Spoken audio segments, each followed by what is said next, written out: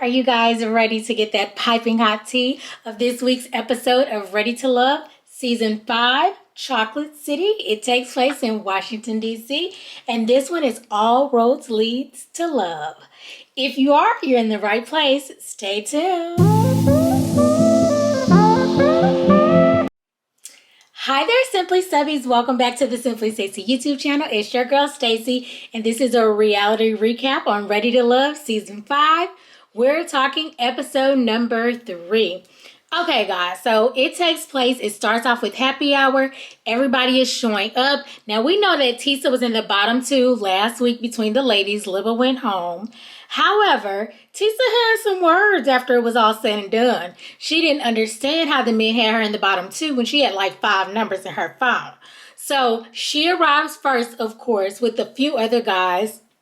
And I think Tyrone was there, Cory was there, a few guys. And, she had to ask them, kind of put them on Front Street a little bit like, what's going on? They like, no, whatever. But either way, she stuck around and she is still here. They're having a happy hour. Nephew Tommy shows up. And basically he says, you know what, ladies? You guys have the power. Unlike reality, normally you guys definitely have the power this week. And you guys will be sending someone home. So you guys need to date. You guys need to mix. You guys need to mingle. And, just get it together. So there's a lot of conversations going on. We have Tyrone and Carrie, Sabrina and Aisha. They're all having a conversation. Then we have Carrington. Carrington is, I call him the party promoter. I forgot what they call him, marketing manager.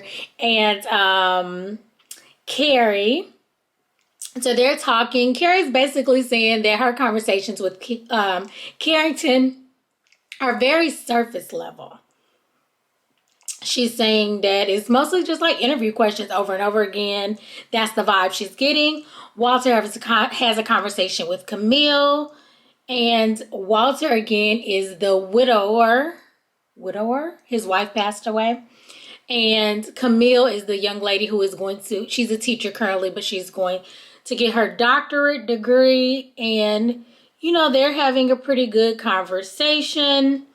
Next is Courtney and Cornelius. So Courtney is a 30-year-old. She's the youngest female with the natural hair. And her and Cornelius kind of struck a chord last week as well. So they're talking about their love languages and physical touch. And so they're getting to know each other a little bit better. I can see that. I can definitely ship the two of them. Now, if you guys remember, Camille loves Cornelius. She's already calling him her boyfriend. And I feel like this episode, she got to go on a date with him, because if not, then like, what is she doing here? Okay, Cory. Now, Cory is Mr. Copy and Paste. His entire phrase, date, whatever he say with one woman, he gonna say to the next.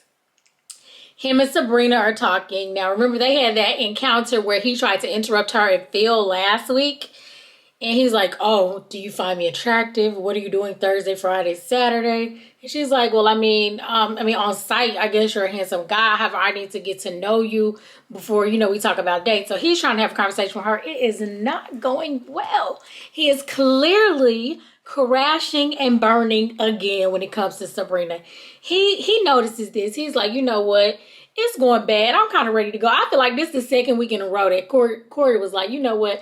I'm ready to go. But I think somebody in the Ready to Love production team / Ready to Love, what do I want to call it? Gods are saving him, because he is pure D entertainment, honey. So he is sticking around, and he is here for week number 2 after the mix and mingle mixer. And so basically, Cory and Sabrina, that is not going to be a thing. He does say, though, however, after the whole brunch or wherever they were, I believe they were happy hour. Once happy hour is over, he goes outside and he sees Moomae's. I think he said Moomae. I kept saying Moomae. It's Mume. And he said he saw that she had a flat tire, so he offers to help.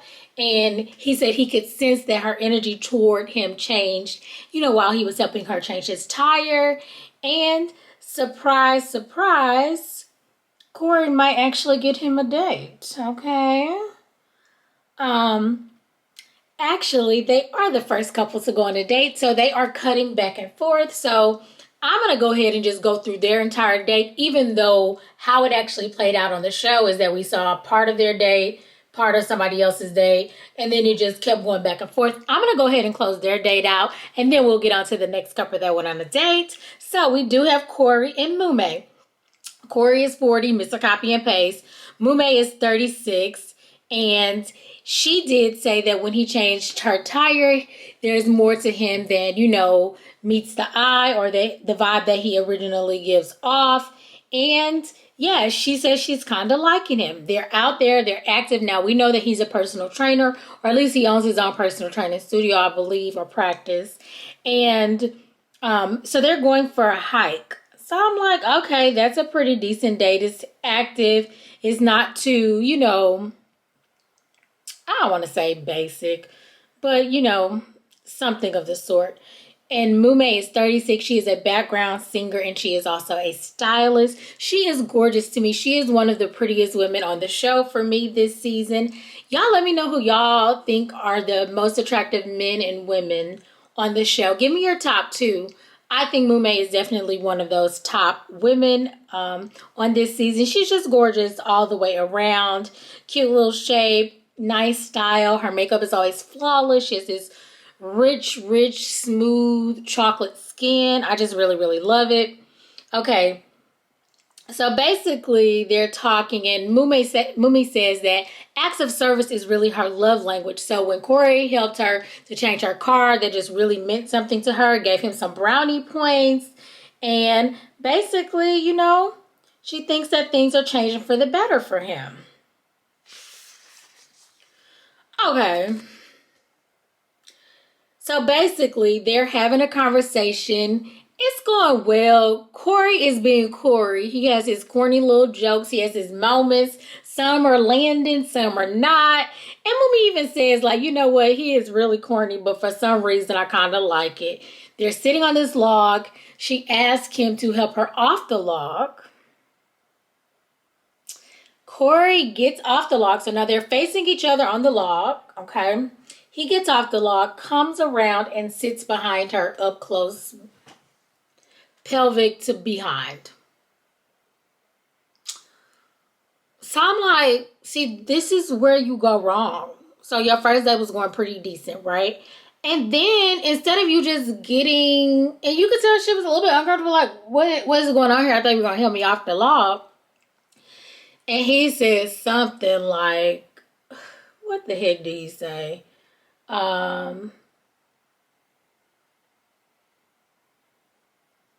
Something about horseback riding, like he wants to take her on horseback riding, so let's pretend they're on a horse.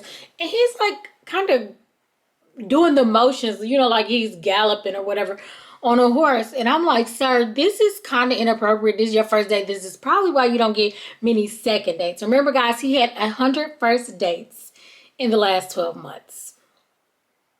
Yeah, exactly.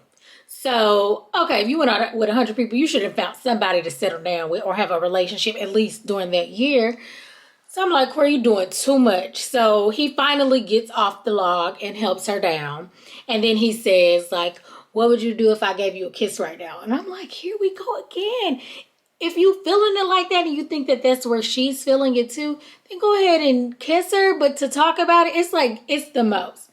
And he was like, would you tell everybody, would you tell the others if I kissed you? And she was like, yeah. And he was like, okay, well, I'm going to save it for later. Basically, I'm going to be mysterious and you can wait. But I'm like, sir, you are definitely doing too much. But either way, it kind of worked out for her. She said he is corny, but she didn't mind. And he asked, basically, think I can get another date or whatever, I think she'll definitely go out with him again. So apparently there is a connection to be made with Cory and Moomae. Next up was Walter and Camille. Y'all, this earring will not stay on. So Walter and Camille. Walter, again, is the 46-year-old whose wife passed away. He has no children. Camille is the teacher. And they're also on kind of a double date with Courtney and Cornelius. And if you recall, Actually, Courtney and Cornelius have a connection or a bond, and so does Camille and Cornelius. I don't really know where Walter comes in. Either they just wanted to get to know him. I believe Camille set this thing up, and she wanted to see how Cornelius acts around her with another woman present. And I'm like, okay, here she goes, already on something else. So they start the conversation off, and the first thing they start talking about, and I believe it's a lunch date that they set up. They started talking about religion, and Camille basically was like, I'm a church girl. I was raised in the church. Cornelius is the guy. He's an electrical engineer, and he is the one who said that he was going to try to be celibate during this journey. And so I'm like, okay, he was very spiritual. And this kind of goes in line with what he's saying, with what Camille said. Courtney said the same thing. I think Courtney's a pastor's child. I think Camille said her grandparents were preachers or something like that, her granddad. So they both come from like Christian families. Basically Cornelius says, Jesus Christ, head of my life. And Walter basically says that he also has a personal relationship. So it's like, okay, cool. Y'all all on the same page. And then the next thing comes up is the sex. So I guess we're like, okay, we're talking religion. So how do y'all feel about sex before marriage? Like that comes up. We know that Cornelius is on the I'm not doing that train. Walter basically was like, yes, please. And Courtney basically was like, yes, she's all about it. Like, if it's not what she wants it to be, then she's probably not going to even stick around. She know. And so Cornelius was like, well, I mean, I guess you could, I guess he's trying to, without just directly putting it out there, say there's nothing wrong with waiting. You can tell that Camille is on that same page with him. And she's saying, that you can definitely do that. Get some counseling, pray about it, and definitely do that together. So I'm like, okay, cool. They both really like each other too. So that could be something, because with Courtney saying no, this may not work out between her and Cornelius. Okay, so basically, Courtney does a little slick little move, right? She's like, so, well, how do you feel about this to Cornelius? Because she's sitting next to Cornelius, Camilla's sitting next to Walter, and she rubs his leg, her hand where his leg is. She's like, what about this? And he was like, no, that's fine. And Camille's across the table like, no, it's not fine. Walter's like, what the hell am I doing here? Because apparently y'all both like him. I don't even know why I'm here. I gotta get back to work. So deuces, let's get up out of here. So basically that was the end of it. But again, here go Camille now showing her little jealousy, putting all her cards out on the table. And I'm like, girl, you did this to yourself. But that is what it is. The next couple that is going on a date this week is Zadia and Tyrone. And Tyrone is the ex-military guy. I think he's a military vet. And then Zadia, what is her... I'm trying to think about what it is that she does. Oh, yes, she's a personal trainer, which you can tell by the date. She definitely comes in some great workout gear, a little black two-piece number, some gym shoes. And, of course, Tyrone is, like, almost speechless. Like, she looks amazing. Her body looks amazing. Like, he's just, like, she's glowing. He's, like, loving it. And I believe Zadia is very pretty, too. She's definitely another one of my top most attractive women from this season. And yeah, so basically they have a really good conversation. He was talking to her about like, different things. What does she do? She's like, I build people, not just physically, but also, just their emotional self, their like how they feel about themselves. So that is what she likes to do. That's like a passion of hers. And he was saying, that, he does a lot of stuff too. He has to practice like breathing exercises and meditating and things of that nature, because he was diagnosed with PTSD because he had deployed twice while he was in the service. And, it's something that he deals with, but he is managing it. And that was very neat for him to come out and say that. He's been very vulnerable. He's saying that things work fast in this process. And, she did appreciate him saying that. She said she likes to see that he's even though he's acknowledged what is going on, he's working to become better from it. And it shows that he is vulnerable. They really had a good talk. And yeah, I think that they have a little budding chemistry, a little budding romance there. The next date is Aisha. I don't know what I call her. I think I called her Aaliyah last week. It is Aisha, Aisha. She's a 38, owner of a hair salon. And then she went on a date with Carrington. Again, he is Mr. marketing something, aka he is Mr. Party Promoter in the city. He is 33. I believe he is the youngest gentleman there. I think so. He's the youngest guy. Courtney is the youngest woman. She's 30. And basically, he asked her out. Now, Aisha looks gorgeous. She has her blonde hair in a nice little bun. It is very uniform and smooth. She's in this nice, I believe, like a pink dress, a pink shift dress or something. So cute, so gorgeous. She looks very nice. Of course, Carrington comes in his suit, and he's like, "Oh, you look so nice." You could tell he's about like, oh, we look good together. Appearances. I think he mentioned something like her nails are nice. Like he likes how a woman looks when she's walking in her femininity and just looking, put together. And polished. Polished was the word he used. So they're out and about. Aisha basically says that she asked him, I guess, was age an issue because she is 38 and he is 33. They get to talking about her past, and she does say that she was married and she got out of that relationship. She got herself therapy. She got her children therapy. She gets very emotional behind it because she's saying she had to be the best that she could be for her children. So when she's talking about her children, she does tear up. And again, they're being vulnerable. They're being emotional. It's a lot for these first dates, I'm telling you. Listen, Sabrina and Walter were crying in the mixer. Well, not Walter, but Sabrina. But anyway, Carrington notices that, that's a subject for her that's very, very touching. I don't think he really said anything like that made me think that was a connection with him like some men do, or like Walter did with the Sabrina situation he talked about when he was a caregiver for his mom. Carrington didn't really connect to it like that, but he did acknowledge that, okay, this is emotional for her. Her kids mean a lot to her. It didn't seem like he connected with that, though. And she does ask him, has he ever cheated before? And he's basically like, I've never been in a relationship before. I've been too busy. I've been focused on other things. So, no, I have not cheated before. I'm like, lies, sir. Lies. Or that's the game you play. Like, I'm always talking to multiple women, so I never have to be like I'm cheating on anybody. It sounds insecure to me. It sounds like a red flag to me, but hey, I'm not dating Carrington.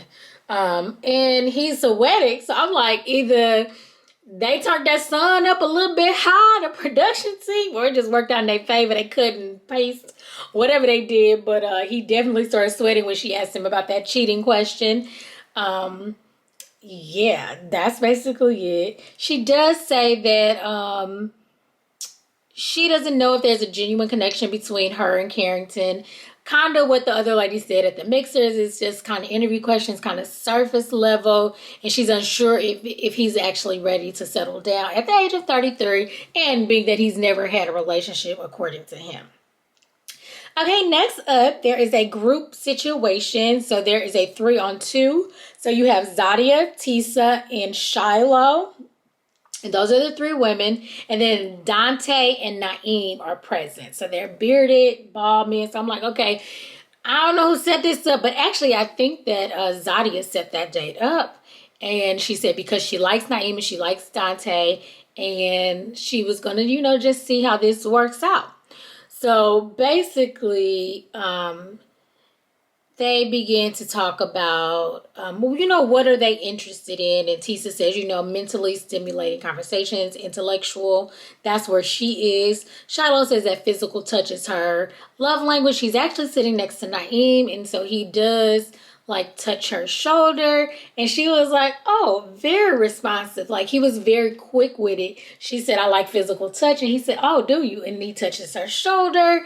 And she was like, okay, I really like that. I'm feeling that. And then they start talking about the differences between being sensual and sexual. Because she was saying she was kind of sensual. Now, if you guys recall, she is an intimacy coach. So this is her lane. And so they have a conversation about that. They ask a question like, where's the freakiest place you've had sex? And some of them answer, I think Naeem said the shower. And Shiloh's like, yeah, it could be dangerous in the shower. I think Zadia said at a pitcher's mound at a game or something, situation like that, a baseball field. And then Tisa, she just didn't seem like that was a conversation she wanted to be having, especially in that setting and with all those people. So she basically just said, whoever gets me will be satisfied, basically, without having to say it. They didn't pressure her, and it just kind of went on from there. But you could see that there were connections being made, and Zadia says that she still really likes Naeem and Dante both. Of course, Dante and Shiloh had that connection. They had that Dominican Republic. That's where she is. No, she is from Trinidad and Tobago. Trinidadian. She is from Trinidad and Tobago, and then his stepfather was, and he has a lot of culture from his stepfather, even though he is not from that culture. So they had that in common. Seems like they like each other. I'm just thinking Tisa was just on the date. I'm not sure who she's feeling or which of the two of them may be feeling her. And then, guys, that is pretty much all of the dating this week. I was like, I thought they used to have more dates, but maybe not. That was fine by me. Okay, guys, they are at the ladies' lounge, and Tommy is there. There is an empty seat. Everyone else is seated at the table. Tommy's like, who are we missing? And one of the ladies spoke up. I can't remember who, but they said that Aisha had gotten into a car accident, I guess on her way to the ladies' lounge, and Phil was on his way to go and help her. And so Tommy was like, okay, Phil. And I was like, okay, Phil, because we didn't see Phil this episode at all. And I really like Phil. I think Phil is one of the attractive men. He is 37. And I believe he has some business where he does government contracts, or he contracts with the government or something, whatever his business does. But yes, I was like, okay, Phil. So that means they talking outside. If you guys recall from season 4 last year with Ron, he did say like that they would have conversations, and he talked on the phone with people a lot, and we didn't know that those connections were budding because we had never seen them go on dates. But we do know Cory asked everybody for their phone number on day number 1, so they are exchanging numbers, and they're apparently talking to one another. And so apparently her and Phil have been talking, even though we didn't see him and her on any dates together, nor did we see him on any dates, period. She did go on a date with Carrington earlier, but anyway, she does tell whoever she's on the phone call with that she is doing well, she's good, she's not hurt, she is not injured, but she does not make the ladies' lounge. Okay, so then Tommy gets to the nitty gritty, like, who are you feeling? So Camille is like, Cornelius, my black Ken doll. He has been my day one. And Tisa is like, I'm also kind of feeling Cornelius. There was a spark. And then Carrie says the same thing. We talked on the phone for 4 hours, 3 to 4 hours. Camille is not hiding her emotions. When I say she is just frowning and looking all kinds of crazy, I'm like, oh, she's the jealous type. Now, yeah, we're going to see how that all plays out. Next, Sabrina said, of course, Walter. And then she said, Tyrone is such a sweetheart. And it was so funny because Tyrone was the first person who tried to impress her by speaking Korean. And she was looking at him like, what? And it didn't land. But apparently they've chatted since, and she thinks that he is such a sweetheart. And then Zadia also said that she likes Tyrone as well. And Carrie says she likes him, and he said that he liked her as well. But then something strange happened. And he called her the next day, I guess maybe after all the dates this week, or I don't know when he finally called her. But he told her that, he thought that there was a connection, but there really is not.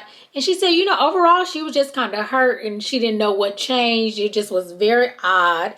And then Shiloh jumps in. Now she's an intimacy coach. And Shiloh says, you know what? If I could actually give some clarity on this situation. He actually called me after he got off the phone with Carrie, and he was really hurt. And he, and I'm like, y'all friends or what? Because this is strange. And basically she said that he felt really bad, but he only has the capacity to pursue 3 women. I mean, he got a number in his head, and that's it. He can't do no more. So apparently he just likes 3 people better than he likes Carrie. That's what it all boils down to. And Carrie's like, I mean, he could have said that to me. It's crazy hearing it from Shiloh, but we know now Sabrina actually likes him, so he must like her back. Probably Zadia. And maybe Shiloh, heck, if he's calling Shiloh to talk about it, I'm not sure who his third person is, but it just seems like now he is making more connections with people he was more interested in than her. And instead of just saying, maybe saying that to her or just like letting the chips lay where they may, he just up and decides to tell her, that there is no connection. And so she's like, I would like to still talk to him about that because he could have definitely talked to me about that. But hell, in my mind, it's a red flag and he ain't like you enough to keep you in a rotation. So, girl, count your blessings. And Shiloh comes and she says she likes Dante, which I knew. They have that, I told you, Trinidadian thing. Then Zadia, she still likes Naeem. But she is not feeling Cory. Again, he is the copy and paste. Sabrina also not feeling Cory. Remember, they just crashed and burned twice, 2 weeks in a row. And then Moomae said that she is feeling Cory. So that actually just took Cory up a notch because nobody else was feeling him but her. So even though he's on people's bottoms, now he has a top. So that probably pulls him more into the middle, where there are probably a lot of men who aren't bottom or top. So that probably could push them further into the bottom. I'm not even sure how this situation works. But Moomae has him as her top. And then everybody else is kind of saying that Carrington too is at the bottom. I believe Carrie said it. I believe maybe Aisha. No, she's not there. Sabrina. Different people have said it. They said they feel like he's politicking. He's not genuine. Courtney does step in for him and say she's known him for the last 5 years and he is ready for a relationship. He does want to settle down. Just trying to, I guess, put up our friend, which is cool. But the rest of the women just are not feeling it. Sabrina says she's on a call with him. Now, she's a 45-year-old fashion designer. And she says she's talking to him and she does say something again about the age. He is 33. She is 45. She's like, you're like 12 years younger than me. And he was basically like kind of jumped at her like, I'm not going to keep talking to you about this age thing. Like either you like, and I mean, that's a good question for her to ask. And I don't know how many times she had asked it, or is it just that everybody he talks to ask it because he is the youngest man. And I think majority of the women are older than him. He said he had told Aisha that he liked older women and she's probably young compared to who he usually dates and all this stuff. And it's probably just annoying to him. But I don't know if he should have taken it out with Sabrina on that call. But basically like, jumped at her like, I'm not going to keep talking to you about this. Like, either you want to try this or not because I'm going to be 12 years younger than you. So she was definitely not feeling that. They're not really feeling Carrington. Apparently, a few people were not feeling Cory as well. And so basically it's elimination. And he said, y'all got to pick two ladies to go and talk to these gentlemen. So I'm like, okay, this is the very first elimination. And I can see how it is like, these guys have no idea what they are here for. Cory is like, oh, Tisa invited me out on a date. So he's at the bottom. And then Carrington, he is so happy to see Camille, honey, because Camille is on a date with him. She has on her cute little black dress. He has on his nice black suit. Again, he loves this whole polished look, so he definitely comments on that. Like, oh, we look good together. I see you, with that dress on, whatever. And would I tell you that this is the craziest thing? Because, of course, the women, this is their first time doing elimination. It's the first one of this season or episode. And I do think that they don't tell people that that's what's going to happen or that there was a deliberation or something because they don't really want them to, I guess, maybe not come if they may happen to be. They just want it to be a surprise. And definitely it was. So Cory comes. He gives, was it Tisa? Yeah, Tisa a hug. They're talking, so he's just really just trying to have a whole conversation, like talking about physical touch is his language, and because he was like holding on to her a little tight. And she was like, okay, he's like, ooh, this dress you got on, like, he be doing the most always, which is why where he is right now. So anyway, she's basically like, well, you guys know we've been talking, and a lot of the women think like, Cory, you got some work to do. He's like, wait, what? And then, of course, Camille and Carrington is talking. And when I say Carrington was not getting it, she's like, well, we've come to a consensus. And a lot of the women think that you are not genuine and that, you do a lot of interview type questions. And he was like, okay, well, we talked again, like he kind of did with Sabrina on that call. Well, we've already talked about this. Can we move on and get to the rest of our date? And I'm like, sir, you're not getting the point. This is not a real date. This is a deliberation. She's like, well, you do know that we had like a meeting to kind of discuss. He was like, well, I guess I knew something like that was happening, but I don't think he knew that was happening because I don't think he's making connections with women. So it's not like they would call him like, oh yeah, I got to go meet up with the ladies today. We're doing deliberations because the pillow talk does start to fly as the season goes on, but I don't think he has that yet. And I guess he didn't call his girl Courtney because she could have told him or warned him or whatever. So you could tell that he has no idea that this is about this. He want Camille to stop talking about the other women and focus on their date. Sir, this is not a date. This is either you going home or you staying, and I got to tell you why and what you need to work on. I was like, this is too much, honey. Yeah, Courtney, Camille, she definitely handles it well. She gets back on. She's like, well, with the consistency with the women, between all of us, it's kind of that he was like, oh, I'm not ready to love. So it finally clicks to him, and she was like, yes, you're not ready to love. So Carrington is the one who goes home. Cory lives to see another day, and Tisa tells him, like, you're gonna have to get it together. Now, she does say that they actually had a good time, and he surprised her. And he's like, oh, so do I get a second date? I'm like, here he go again. Here he go again with this second date situation. So she says, you know what, Cory, you do. You get to stick around. You get a second chance at being ready to love. And so he's so excited because now I can take the pressure off because he already secured the second date with Tisa. He done got to try so hard. And I'm like, that's what you just need to stop anyways. Just be you. Stop trying so hard. He's a nice looking man. He's attractive. He's built. He got, a physical trainer. So I'm like, Cory, just be you, boo. But yeah, guys, so I see some connections formed already. I am surprised that Walter and Sabrina did not link up, but I guess we will see that in the future. Like I said, we did not see Phil for sure. I'm not sure if we didn't see anybody else because I'm not really tracking all the guys like that. I don't think we saw Frank, who is like the bar owner or restaurant owner or something like that. There's some people we did not see. I only remember Phil because when they said that he was going to meet Aisha, I was like, oh, dang, we didn't see him. So I think maybe there were more dates in the past. I'm not sure, but I can't wait to see what's happening. Y'all let me know what y'all think of this week's episode. Let me know who y'all think are really going to hit it off. I'm still shipping Walter and Sabrina. I do think Naeem and Zadia. Tyrone got 3 that he liked, but I just really think, although he's very nice, I don't think that he's going to be Sabrina's type. I think Walter really is her type, and if he can keep his act together, then they probably could be together. Yeah, I don't know about Moomae and Cory. I don't know how I feel about that one yet. But yeah, guys, I'm so excited. Let me know what y'all think below. Please do not forget to subscribe to my channel. Like, comment. It is free to like. It is free to subscribe. It helps me out a lot. So I really love it and appreciate it if you guys do. Thank you guys so much for watching. Until next time, see ya.